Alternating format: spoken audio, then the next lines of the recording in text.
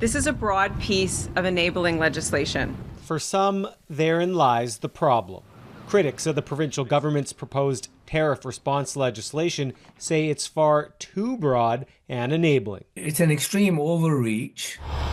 If passed, Bill 7 would allow the province to impose tolls on U.S. vehicles traveling through BC to Alaska and drop major interprovincial trade barriers. Also included, a provision enabling the province to bypass the legislature in order to temporarily modify the application or effect of BC laws and regulations. It's serious, don't misunderstand me, but there's no war. So I thought it was extraordinary grab of power that didn't need to be done.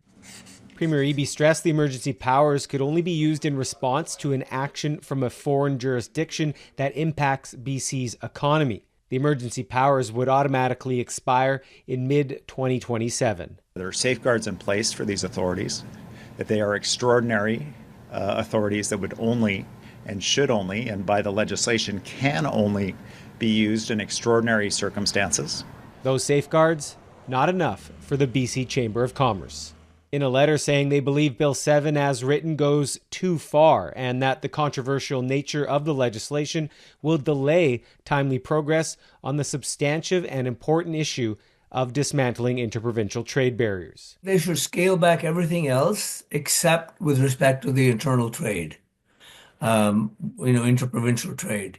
That is important, and that I think nobody will object. Bill 7 has yet to be approved in the legislature.